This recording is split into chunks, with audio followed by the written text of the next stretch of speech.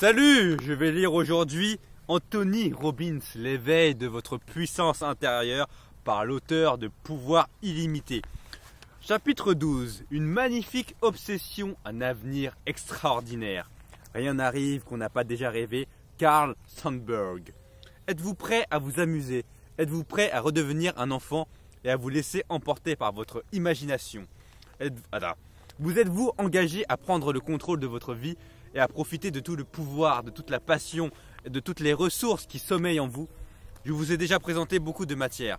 Vous pouvez même déjà vous servir de nombreuses choses que nous avons vues dans les chapitres précédents. D'autres, cependant, resteront enfouis dans un coin de votre cerveau et ne referont jamais surface qu'au moment opportun. Nous avons beaucoup travaillé pour vous mettre dans une situation où vous pouvez prendre de nouvelles décisions, des décisions qui peuvent transformer votre rêve en réalité. De nombreuses personnes savent ce qu'elles devraient faire, mais elles ne le font jamais. En fait, elles n'ont pas la motivation que la seule promesse d'un avenir exceptionnel peut communiquer. Ce chapitre peut donner...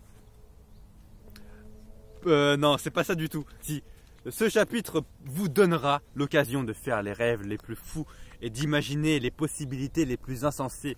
Peut-être découvrirez-vous quelque chose qui fera prendre à votre vie une toute nouvelle dimension.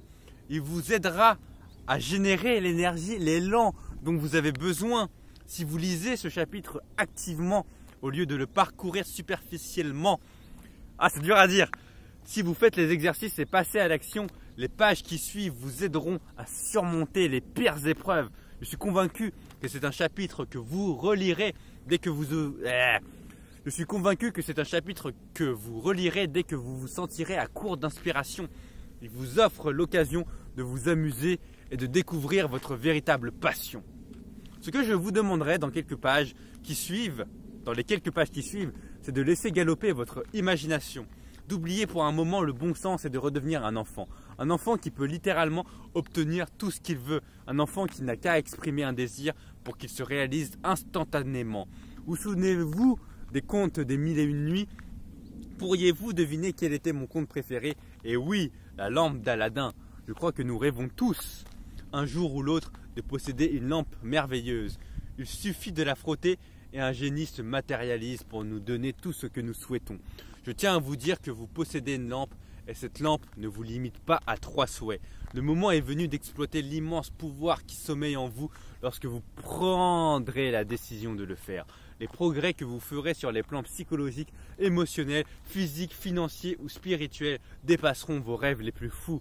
Que vos rêves se matérialisent que vos rêves se matérialisent instantanément ou qu'ils se dessinent au fil du temps. Sachez que la seule chose qui puisse vous limiter est votre manque d'imagination et votre incapacité de vous engager à obtenir ce que vous voulez. Les grands buts stimulent la motivation. J'entends si souvent les gens me demander « Tony, mais où prenez tout? Tony, mais où prenez tout ?» Attends, vas-y. « Tony, mais où prenez-vous toute cette énergie ?» Cette intensité que vous dégagez, il n'est pas étonnant que vous ayez tant de succès. Je n'ai pas votre énergie. Je crois que je manque de motivation, que je suis paresseux. Généralement, je leur réponds, vous n'êtes pas paresseux.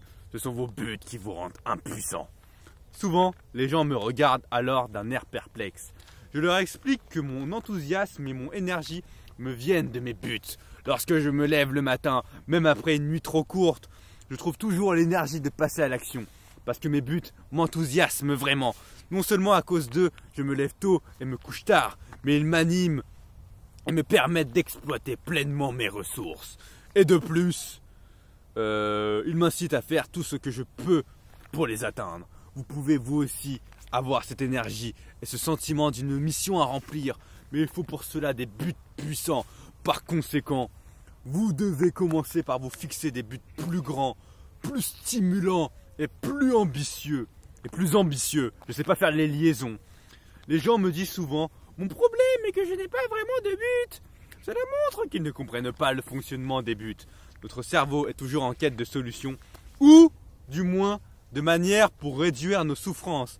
Mais ils adorent aussi nous guider et nous aider à découvrir des choses qui peuvent nous procurer du plaisir. Nous avons tous des buts. Le problème, comme je l'ai souligné dans presque tous les chapitres jusqu'ici, est que nous ne sommes pas conscients de toutes les ressources dont nous disposons. La plupart des gens ont pour but de payer les comptes, de se débrouiller du mieux qu'ils peuvent, de survivre, de passer à travers une autre journée. Bref, ces gens sont pris au piège de devoir gagner leur vie au lieu de pouvoir se tailler une vie sur mesure. Croyez-vous que de tels buts puissent permettre à une personne d'exploiter les immenses pouvoirs qui sommeillent en elle? Difficilement. Vous et moi, nous ne devons pas oublier que nos buts nous influencent, quels qu'ils soient. Si nous ne semons pas consciemment dans notre esprit les graines de ce que nous voulons cultiver, nous n'aurons que des mauvaises herbes. Celles-ci poussent toutes seules, sans que nous ayons à faire le moindre effort. En revanche, si nous voulons découvrir les pouvoirs illimités qui sommeillent en nous, nous devons nous fixer un but assez grand pour nous inciter à nous pousser au-delà de nos limites et à découvrir notre véritable potentiel. N'oubliez pas, ce que vous êtes maintenant ne représente pas votre plein potentiel, mais l'envergure et la qualité des buts que vous poursuivez. Nous devons tous découvrir ou inventer une magnifique obsession qui puisse nous stimuler. Les buts qui vous poussent au-delà de vos limites vers le pouvoir illimité. Les premiers buts importants que nous nous fixons semblent souvent irréalisables. Pour réussir, pourtant, il faut avoir un but suffisamment grand pour qu'il nous anime et qu'il libère tout notre pouvoir. En général, je sais que j'ai bien choisi mon but lorsqu'il me semble irréalisable, mais que la seule idée de pouvoir l'atteindre me met dans un état presque euphorique. Pour véritablement trouver l'inspiration voulue afin d'atteindre des buts impossibles, nous devons oublier nos croyances sur ce que nous pensons capables d'accomplir. Je n'oublierai jamais l'histoire Je n'oublierai jamais l'histoire du jeune garçon né dans la pauvreté, dans un quartier défavorisé de San Francisco, et de ses buts qu'il était le seul à croire possible. Ce garçon était un grand admirateur du célèbre joueur de football Jim Brown, de l'équipe des Browns de Cleveland. La malnutrition et le rachitisme avaient laissé cet enfant infirme. À 6 ans, il avait les jambes terriblement arquées et les mollets si minces qu'on lui avait donné le surnom de jambes d'allumette. Pardon, excusez ma personne. Malgré cela, il s'était fixé comme but de devenir un joueur de football aussi célèbre que son héros. Il n'avait pas d'argent pour payer son entrée au stade, mais dès que les Browns jouaient contre l'équipe de San Francisco, il attendait à l'extérieur du stade jusqu'à que l'équipe d'entretien ouvre les portes vers la fin du dernier quart d'heure. Il se faufilait alors à l'intérieur et regardait avidement la fin du match. Enfin, à l'âge de 13 ans, il eut la chance de réaliser le rêve qu'il caressait depuis toujours. Après un match des Browns, il était entré chez un vendeur de glace où il avait aperçu son idole. Il s'était approché et lui avait dit « Monsieur Brown, je suis votre plus grand admirateur !» Le joueur de football l'avait remercié aimablement. Le jeune garçon avait poursuivi « Vous savez quoi, Monsieur Brown ?» Celui-ci s'était tourné vers lui et avait dit « Quoi donc, jeune homme ? Je connais tous les records que vous avez établis, tous les essais que vous avez marqués. C'est formidable !» « C'est formidable !» lui avait répondu le joueur de football avant de reprendre la conversation avec ses compagnons. Mais le jeune garçon insistait. « Monsieur Brown, avait dit le garçon en le fixant du regard si intensément que Monsieur Brown avait senti sa détermination. « Un jour, je battrai tous les records que vous avez établis. » Le joueur de football, étoile, lui avait souri en disant « C'est merveilleux, mon enfant. Comment t'appelles-tu ?»« Orenthal, monsieur. Orenthal James Simpson. Mes amis m'appellent Oji, avait-il répondu en souriant jusqu'aux oreilles. Nous sommes ce que nous sommes, où nous sommes parce que nous l'avons d'abord imaginé. Donald Curtis. Oji Simpson a effectivement réussi à battre tous les records de Jim Brown et même à en établir de nouveaux. Comment les buts nous donnent-ils le pouvoir formidable de façonner notre destinée? Comment peuvent-ils permettre à un jeune garçon atteint de rachitisme de devenir une figure légendaire du football? Se fixer des buts? Oui? Non? Se fixer des buts est la première étape pour transformer l'invisible en visible et le fondement de toute réussite.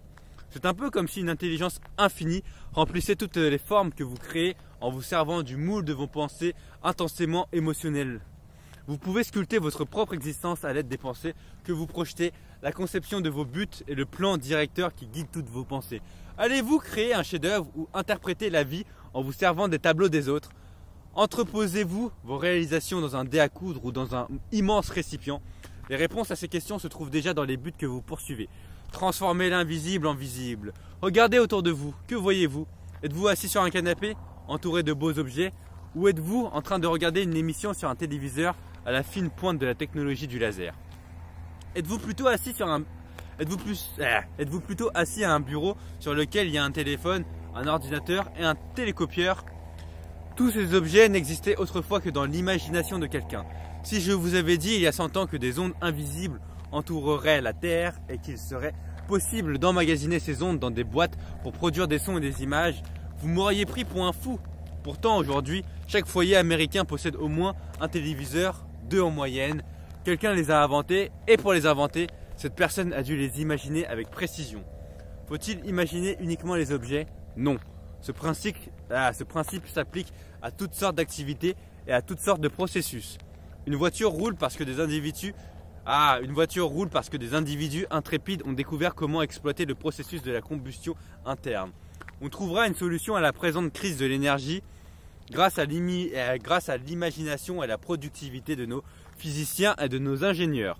De même, les crises sociales engendrées par la prolifération inquiétante de groupes racistes, par le nombre croissant de sans-abri et par le problème de la faim dans le monde ne pourront être résolues que grâce à l'esprit inventif et à la compassion des personnes extrêmement dévouées. Pourquoi ne nous fixons-nous pas tous des buts? Vous vous dites peut-être, tout cela semble bien inspirant, mais il n'est pas suffisant de se fixer simplement un but. Vous avez parfaitement raison. Dès que nous nous fixons un but, nous devons immédiatement concevoir un plan et prendre des mesures énormes et efficaces pour l'atteindre. Vous avez déjà le pouvoir d'agir. Si vous n'avez pas encore réussi à l'exploiter, c'est uniquement parce que vous n'êtes pas parvenu à vous fixer des buts qui vous inspirent. Qu'est-ce qui vous retient? Vous avez sûrement entendu parler du pouvoir que procurent les buts avant de lire ce livre-ci. Mais avez-vous une liste de buts clairement définis que vous tenez absolument à accomplir sur le plan psychologique, émotionnel, physique, spirituel et financier? Qu'est-ce qui vous a empêché de dresser une telle liste? Pour un grand nombre de personnes, c'est la peur inconsciente d'être déçu. Il arrive souvent que les gens qui se sont fixés un tel sentiment... non, c'est pas ça. Il arrive souvent que les gens qui se sont fixés un but qu'ils n'ont pas réussi à atteindre en gardent un tel sentiment de déception et d'appréhension qu'ils perdent dorénavant toute envie de poursuivre le moindre but. Ils ne veulent plus avoir d'attente qui risquent d'être déçus. Il y a aussi des gens qui se fixent certains objectifs mais commettent l'erreur de lier leur bonheur à la réalisation de buts qui sont parfois hors de leur contrôle. Parfois ils manquent de souplesse et ne s'aperçoivent pas en se rapprochant de leurs objectifs qu'il existe d'autres buts plus intéressants et plus sérieux. Le processus par lequel nous établissons nos buts se compare à celui de la vue. Plus nous nous rapprochons de notre objectif, plus nous avons une vision nette du but lui-même et de tous les détails qui s'y rattachent. Qui sait, vous déciderez peut-être que vous préférez poursuivre un autre but, un but qui vous inspire davantage que celui que vous poursuiviez au départ. Comme nous le verrons en détail plus loin, ne pas atteindre un but vous rapproche en fait du véritable but de votre vie. La motivation qui permet de grandes réalisations et de faire une contribution au monde provient de diverses sources. Certaines personnes trouvent leur motivation dans la déception ou même le drame. Pour d'autres, la motivation est une prise de conscience soudaine du sentiment de passer à côté de la vie et de voir les choses se détériorer un peu plus chaque jour. Pour d'autres encore, elle vient de l'inspiration. Ces personnes restent motivées et réussissent à toujours en faire davantage parce qu'elles savent considérer les diverses possibilités, imaginer le meilleur scénario possible ou observer les progrès qu'elles ont accomplis. Il arrive très souvent que nous ne nous rendions pas compte des progrès que nous avons faits parce que nous sommes trop absorbés par le processus dans lequel nous sommes engagés.